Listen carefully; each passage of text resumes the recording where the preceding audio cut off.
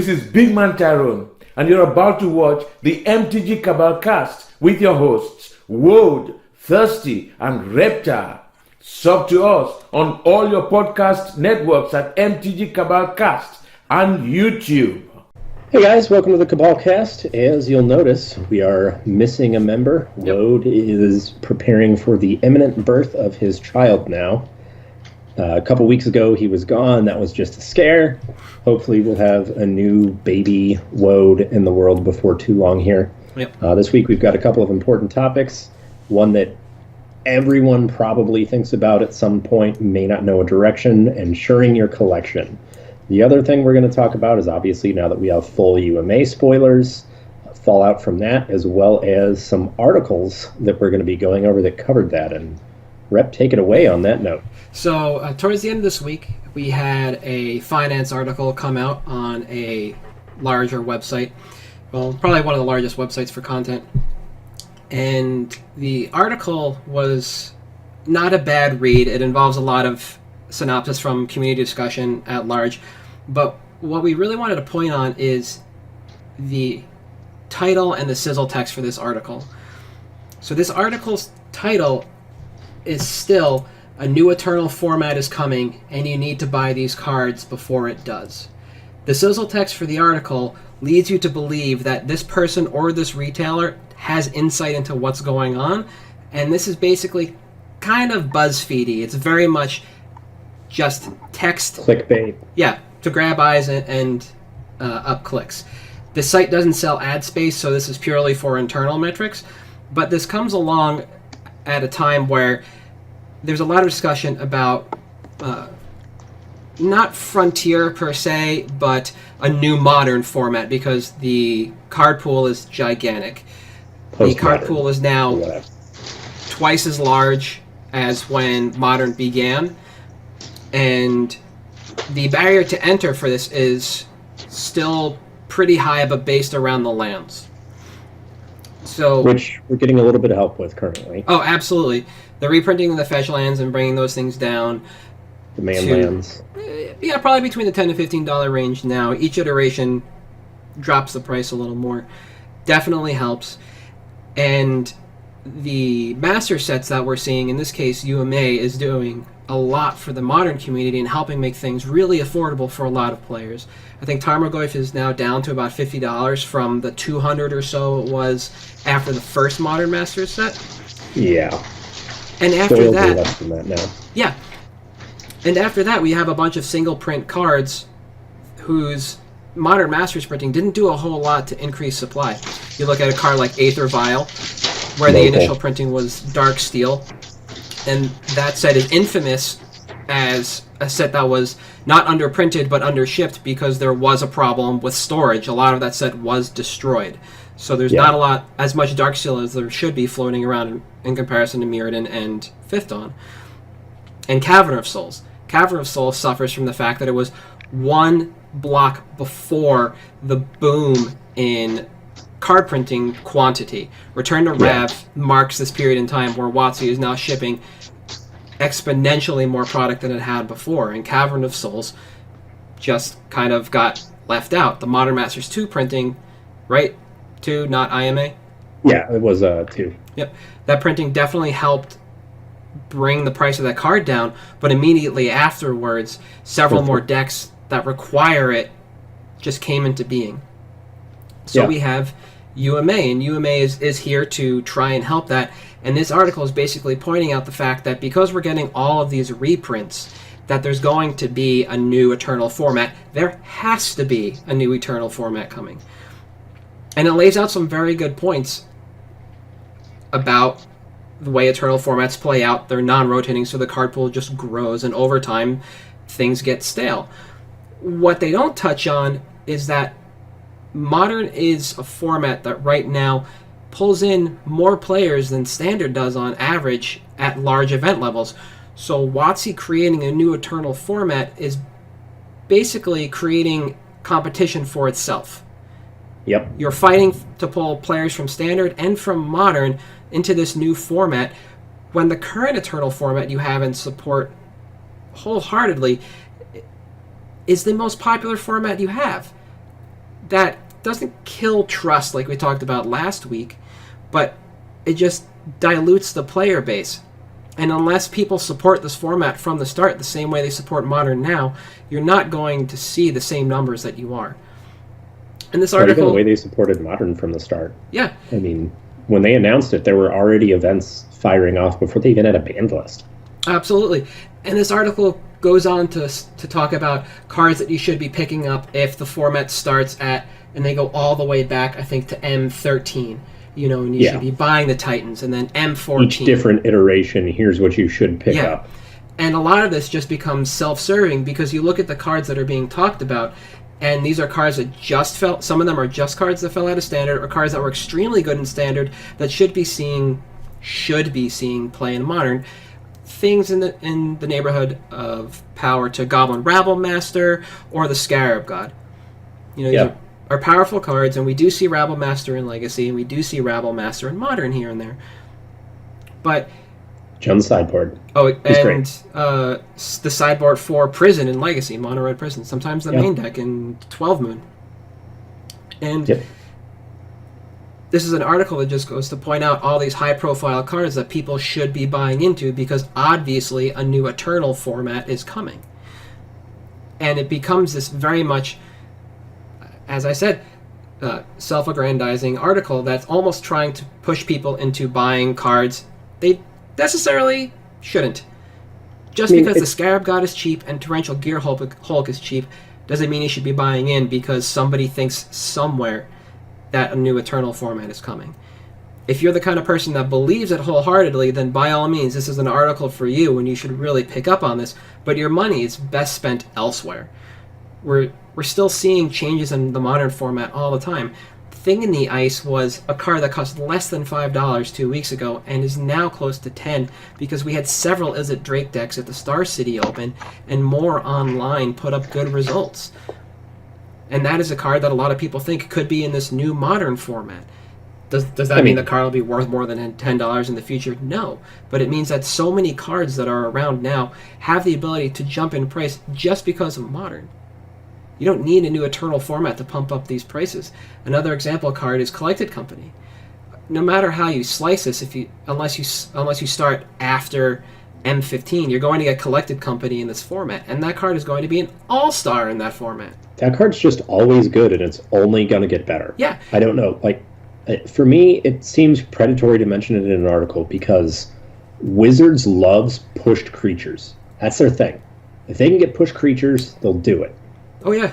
And a card like that rewards pushed creatures is obviously always a good pickup. Not just because of some new format or something. It's just a good card. Yeah. And it seems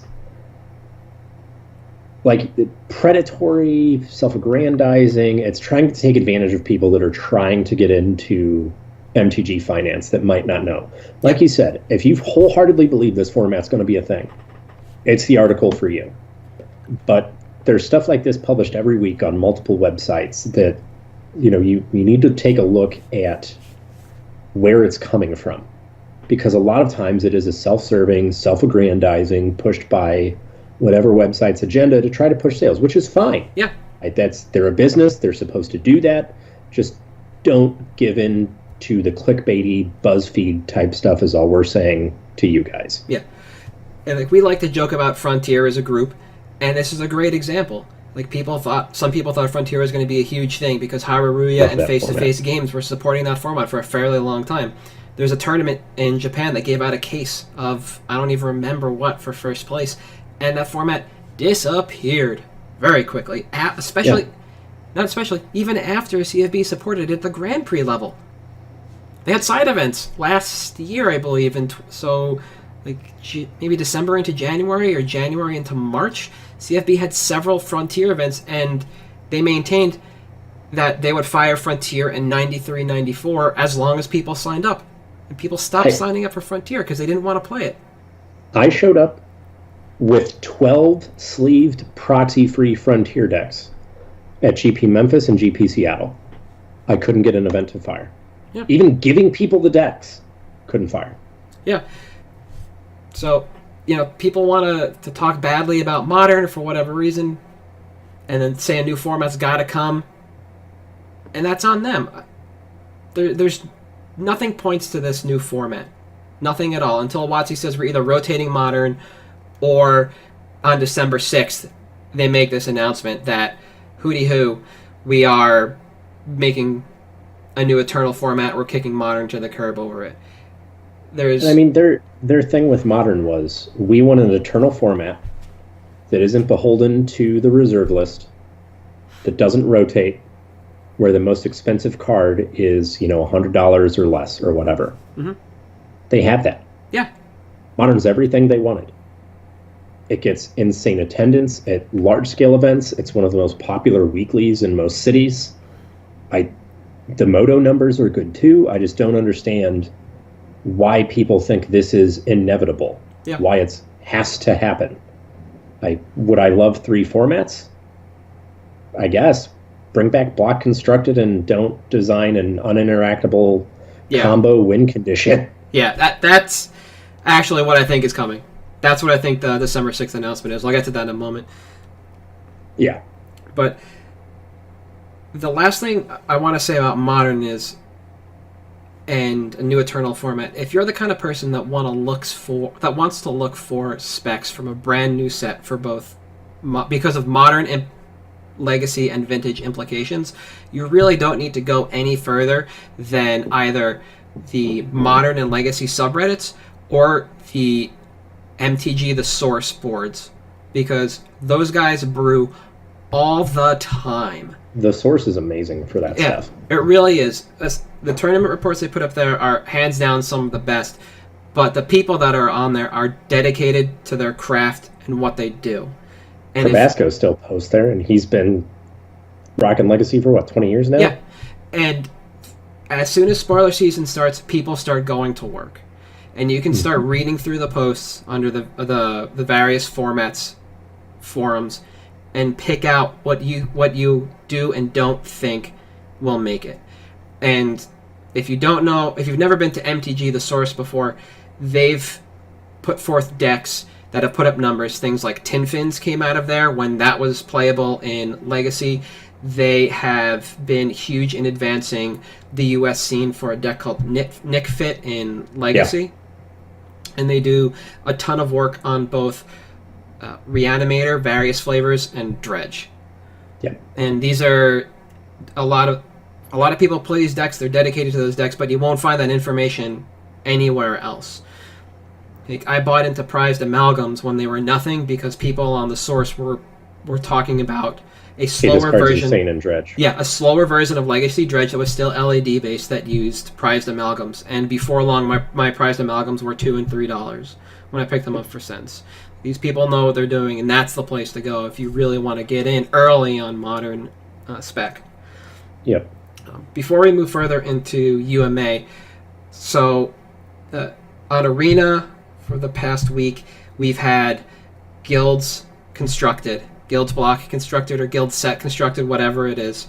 And I think the mocks this weekend was also the same format, or something very similar, because I think I watched Brad Nelson. I did watch Brad Nelson a little bit, and he flaked out of the mocks, but mentioned it. And I think we might see the return of block on Arena. I think I'd be okay with that. There's a really good chance that's what the announcement is, and in all reality, that has a little bit to do with finance. Overall, it's more of a play announcement than it is finance. If it is true, then something like Phoenix is going to go through the roof because that card is insane in block. And then maybe Steamkin and Experimental Frenzy as well. So if they do announce block, expect a handful of cards like that to just rock it up. Yeah. But on our way out of UMA, towards the end of the week, was it Wednesday we got the full spoiler?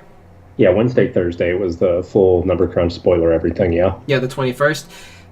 The end of that night into Friday, Saturday, we saw Surgical Extraction disappear from the internet. We saw Monomorphos disappear from the internet. We saw Black Cleave Cliffs disappear from the internet. And at this point, until they are reprinted again in Standard, you can just say goodbye to earthly prices on cards like these. Yeah. Someone mentioned in the Discord Surgical's the new EE. Yep. It's a sideboard card that's way too much money. I completely agree with that. Yeah. It's ridiculous. Unless we go back to Mirrodin or New Phyrexia, whatever that plane is officially called now, we will not see Phyrexian mana outside of another Masters set. I doubt we'll see it in Commander. And we won't see the Sunburst mechanic unless they think it could extend to a 5-color plane like Return to Lorwyn or something like that. We're not going to see things like that. There are a few gems left that haven't gone up, I'm sure. I haven't taken a lot of time to look. Earlier we were talking about some EDH-related cards that are also already fairly expensive that we most likely won't see outside of another Master set unless they just want to make like Ramp Standard again like they did at the beginning of Zendikar and Shadowmoor, so we'll see. But if there's anything you've been eyeing that wasn't reprinted, buy it sooner rather than later, because it will go away and you'll never see it again. You may have missed your boat already, who knows? Yeah. But our big topic for today is collection insurance. And so this is something everybody needs. It doesn't matter how big or small your collection is.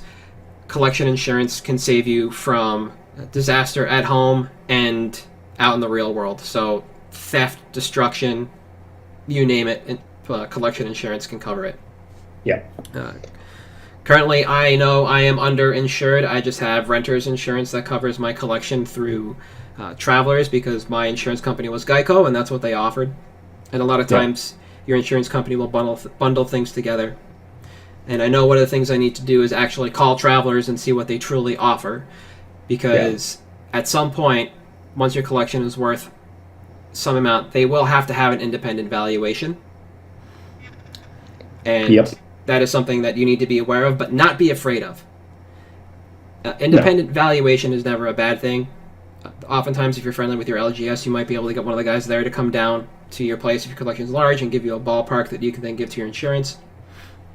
Other times, the agency might send somebody out if they're close to you, or they have somebody there in the know that actually knows what's going on. They might send somebody out. Yeah. But so, I am insured. And so basically what I'm going to go over is there's a few companies that I looked at. I want to full disclosure beforehand. 1, I'm not a licensed insurance agent. 2, you need to make this decision for yourself. This is just my advice based on personal experience. 3, I'm not paid by any of the agencies I mentioned here. These are just the ones that I looked into. So starting out, there's basically 2 ways you can go about getting your collection insured. You can do, what Reptar said here, go with a traditional insurance, get a renter's policy, and once it becomes time, go to them. Or you can go through some of the more traditional collectibles insurances. Now, the 4 companies I looked at were USAA, Crane Insurance, American Collectors, and the Collectibles Insurance Services. So Crane and USAA are 2 traditional insurance agencies. USAA is a little bit different than the others because you do have to basically be grandfathered into it by, first generation military government employee. Now, the thing about, I went through Crane because they insure our store, and it was easy to get a personal policy done there. Now, on a traditional insurance policy, the way you do it, at least the way it was done for me, I have a personal property insurance with a collectibles underwriting. And for that, you can't go on a website. You've got to go through your agent. So like you said, call Travelers. Hey, I have a collectibles, or I have a collection I need to get insured. I want to get it evaluated, insured for whatever number. And from there, the process can be different. So some companies like a Excel document with photos that show proof of ownership, and they like it once a year. Some of them like it every 4 months. Some of them like it every 3. It just depends on what their cycle is. For me, mine has photos taken every 3 months. The valuation is updated, and it has to be done by a third party. Fortunately, this is a personal policy, so I know the third party because I'm an owner. Wow. What kind of photos are you talking about? Can you just do a spread and say there are this many of this item here, as you can see in the photo, or is it a photo of each? So what it basically works like is, I'm going to hold this up to the camera. You can do something like this. Now, also, some companies actually consider you playing your deck on stream proof of ownership, which actually happened to one of the guys here in St. Louis. His deck was stolen at Star City, Indy, out of his car, along with his collection and 2 people who drove with him, their whole collections as well. Yep. So he went to go submit the claim, and the insurance company said, hey, do you have any proof of ownership? Because some companies don't require it until it's gone and you file a claim. Okay. He had actually, from our store, played on camera with his fully foiled Lantern control deck. It's a shame that was the deck that was there, because that was the deck that was replaced. Yep. Deck's terrible. But he was able to use that footage as proof of ownership for the deck. So he submitted that. They got the financial estimate and cut him a check for it. Okay. Pretty easy, pretty straightforward. Yeah. Now, the more specific collectibles policies, the nice trade-off there is, so on your traditional personal property insurance, you're going to have a higher deductible. It's non-specific. It covers a lot more. You know, your deductible can be between $5,000 to $3,000 to $4,000 depending on the value insured. Okay. Now, with some of the collectibles companies like American Collectors and Collectibles Insurance Services, their deductibles were like $200 or $300, and that's it. After that, they can cover full market value. They can do loss of value insurance, all kinds of stuff. So it's definitely something that, you know, I recommend everyone sort of look into for themselves. We will have some links in the description of the video on YouTube to some policies and companies for you guys to look at to explore a little bit more. Yeah. So each one of these will cover both damage and theft, correct? Yes. So damage, theft, you can even add a mailing option. So it covers loss during like postage. Like if you say you have, I don't know, a Beta Bayou that you're shipping off to someone, disappears in the mail. Okay. Well, the post office is a nightmare to deal with insurance. Yes. You can just file the claim through your place. Or if you're mailing case stock, you know, you're a smaller vendor doing your first couple shows and you decide I'm going to mail out my inventory so I can just have it there. Yeah. Drop ship, pallet ship, whatever you want to do. Yeah. Yeah. And some of them even cover, you know, shows. Like my policy actually covers when I go to a show. Yep. So if I take it, I put it in a booth, if anything loses value, gets stolen or anything, it's covered. So that's another thing to look into. Obviously, not everybody needs it. But yeah, theft, damage, flood, fire, burglary. There's some that even, you know, not that it matters on cards, but if something accidentally breaks, you know, say you have a suitcase filled with slab stuff. Yep. You check the bag at the airport, some of the slabs crack. Well, some companies, particularly in collectibles ones, will insure loss on that. Wow. So if there was a loss of value, they may require you to surrender the item to get full value. Sometimes they'll just give you half and up your premium. Who knows? Okay. That's not bad. And when you did your valuation, did everything go in at near mint market price, basically? So yeah, it's near mint, LP, whatever. The way I worked it out with my agent was, yes, near mint market for everything. And it's, you know, effectively, again, not paid by anyone. Trader Tools is a great way to just have it there, keep a running inventory of what it is, and it updates on the fly. Or my collection tracker on TCG is another way to do it. And, you know, they get that spreadsheet every 3 months. I email it to my guy with some photos. It says, hey, here's the stuff that's changed. Here's everything I have, whatever. And that's it for the 3 months. I don't hear from him. He doesn't hear from me until, you know, something goes wrong, which so far it hasn't. Now, have you ever had to make a claim? Yes. When you made that claim, what was the process like, and what did they determine was the value they should pay back? So basically what happened was I was out playing Modern. My phone rang. It was in my pocket. I didn't notice. My fiance calls the store that I was playing at. It's an emergency. Second floor of our apartment collapsed. There's water leaking everywhere, all over my desk. Well, my desk is, as I'm sure you can imagine, cards everywhere. Yep. So water got all over a bunch of stuff. Everything that I didn't have double sleeved, which, by the way, double sleeve your cards. It's a watertight barrier. Do it.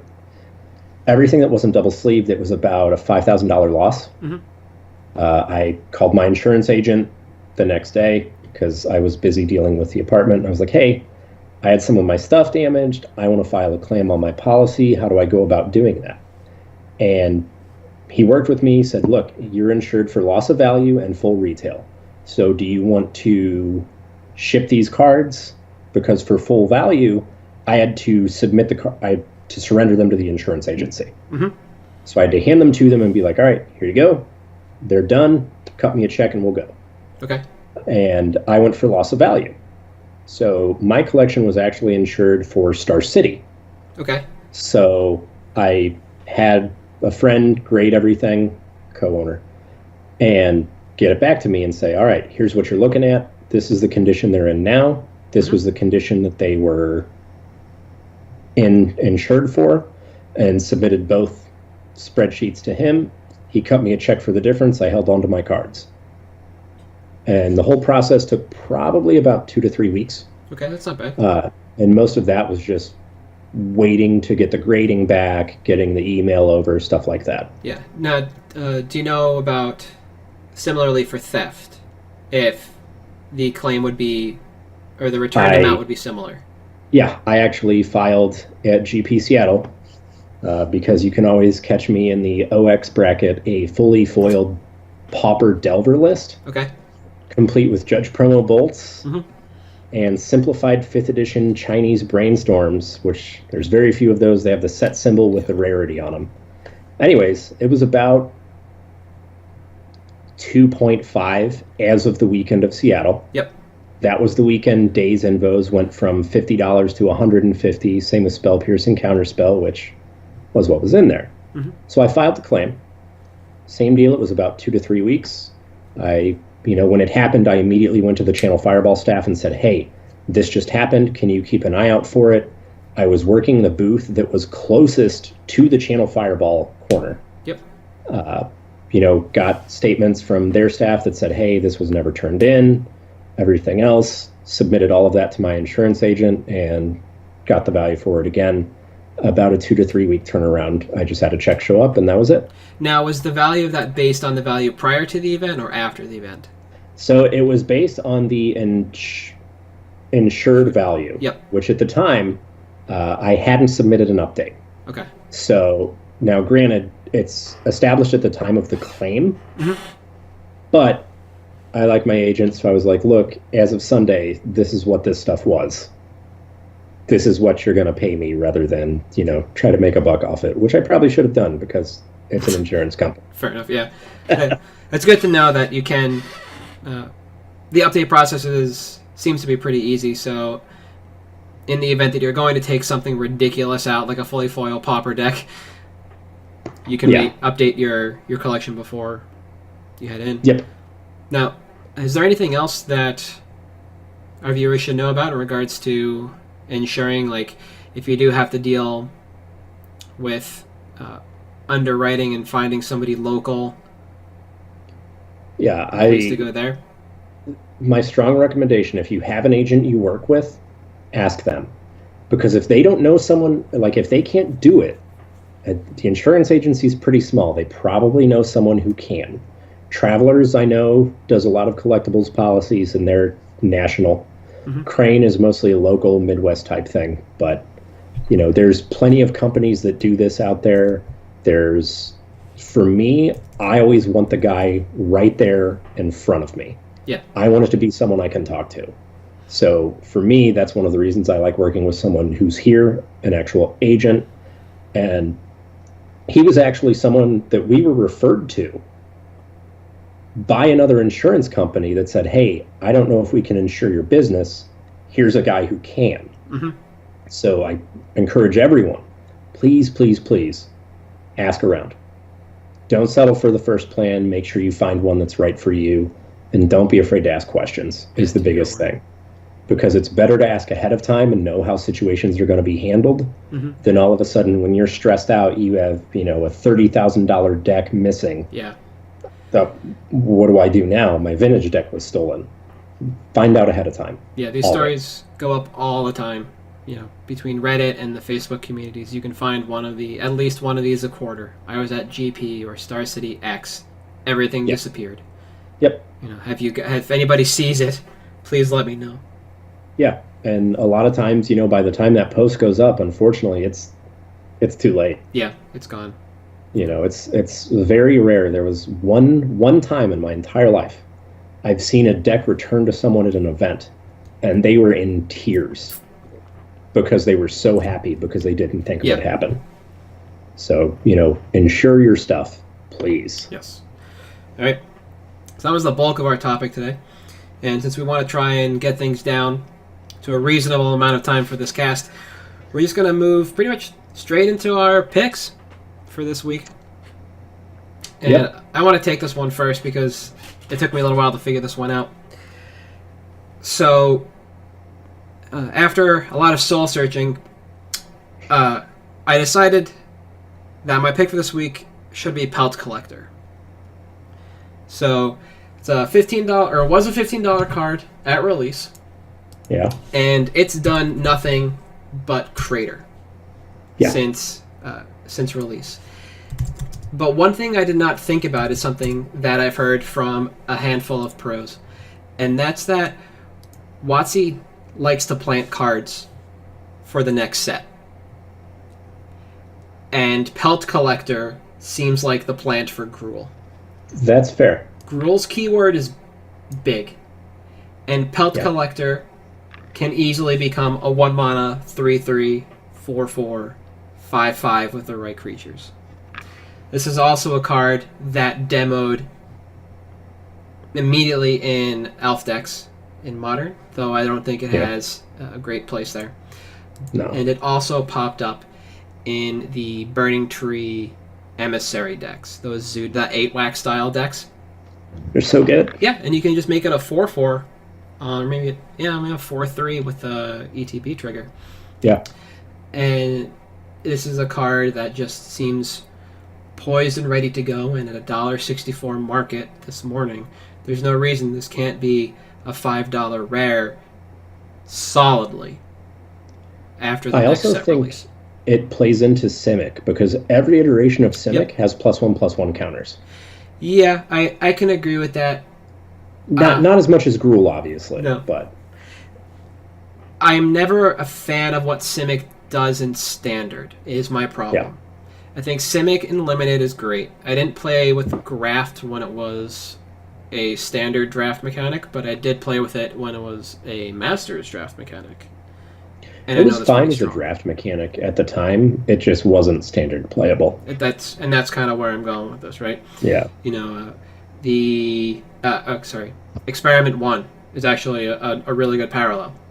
That card was in Zoo decks and the Whack decks for a little bit, and I think Pelt Collector is just a better card. You couldn't play a Zoo deck, even if it was Nea Zoo, for a bit after Nicodle was unbanned without Experiment 1. That card just made that deck kind of hum because you had no other good green 1-drop on turn 1 besides Nicodle, and Nicodle can be played on 2 alongside a Card Apes just as well, and both of those cards power up Experiment 1. Sequenced properly, it becomes a 3/3 for 1, just like Pelt Collector. But Pelt Collector gets trampled when it becomes a 3/3. So if you want to pump this thing with mutagenic growths, or you want to pump it with Become Immense, like those decks had, or you just want to whack it, you have a fairly decent card. But I think Standard Implication is what's going to raise the price of this card solidly to between $3 and $5. And if you can get it now, you're basically going to double up on retail and possibly get out ahead a little bit on buy list value with a good Gruul, Simic, Nea deck in Standard once we have the ability to play both shards and wedges. Yeah. This is a card that just has decent ramifications in Standard. Yeah, I can definitely see that. So I have Woad's pick. He was on Mamber this week, Mox Amber. A card I was high on. Yeah, the rationale is it has the word Mox in it, which is pretty sound. Yeah. I mean, it's around sub 10 right now, which might be a bit high. He says he thinks it's good to get in on now because eventually it's going to be a $15, $20, $25 card. Look at Chrome Mox. Chrome Mox was $15, $10 when EMA came out. Now it's $35 again because it's a Mox. It's a Mox. So EDH demand is there, obviously. We're Yeah. one good, aggressive, one drop away from this being a modern card. Yep. If Goblin Guide was a legend, then you would immediately slam this in some kind of red-white X deck and then play Thalia on too. Yeah, definitely. So my picks, I say picks, so really I was between two cards this week. And I ultimately went with Patriarch's Bidding. Okay. The other choice was Oracle of Moldiah. The reason I wanted both of these was because they seemed like ripe reprint targets for UMA. Mm-hmm. Reasons I went with Patriarch's Bidding over Oracle is legitimately reprintability. So Oracle of Moldiah is generic. Granted, Moldiah is plane specific, but it's something you can print in a commander. You can print it in Conspiracy. Yep. You can print it in any supplemental product. It's about $20 to $25 right now, which is a little bit high. So I went with Patriarch's Bidding. Again, plane specific, but you have to design around that card in a set because it's tribal.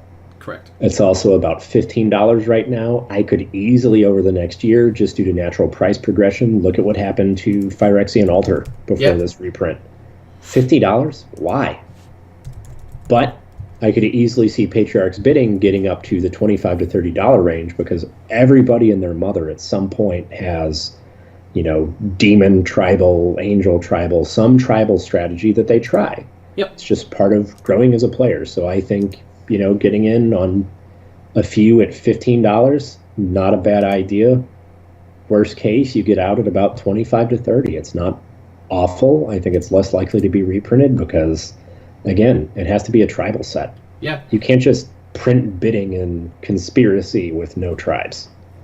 And I don't think, as you said before the episode, we'll get a standard tribal heavy set anytime soon because, one, they don't push creatures like slivers anymore, and two, we just had a tribal set. Yep. But yeah, I honestly didn't think it was Ixalan because none of those tribes are really standard playable, but it was Ixalan for those of you wondering. The one thing I mentioned earlier before the cast when we were talking was prior to Ixalan, I thought the tribal set was actually Shadows over Innistrad with spirits. Oh yeah, that was my thought because of how many of them were in the Collected Company deck. Yeah, you had like 3 or 4, depending on the time of year. You had all 3 from to 4. that deck. Yeah, you had 3 to 4 different types of spirits, and Collected Company was a problem card for the format. But imagine if it was Patriarch's Bidding. Yeah, 5 mana, you just bring back all your spirits. You're cool. 6/8 value creatures just slam you to death. Yeah, that seems fine. For those of you that didn't play when Patriarch's Bidding was in Standard, the push creatures were goblins, and that deck was actually as fast as Standard Affinity. It could kill on turn 4 because Skirk Prospector, which was reprinted, is a hell of a magic card. Yes, it is. With Pile Driver and everything else you had access to, it was ridiculous. Yeah.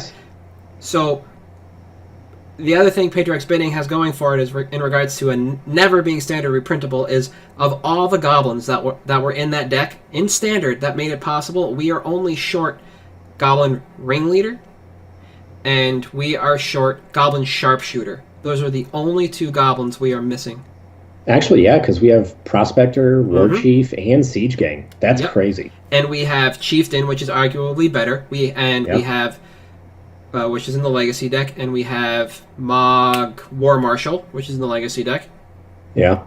Basically, you have everything you need to just kind of abuse Skirk Prospector with Sharpshooter and Patriarch's Bidding, except Sharpshooter, Ringleader, and Patriarch's Bidding.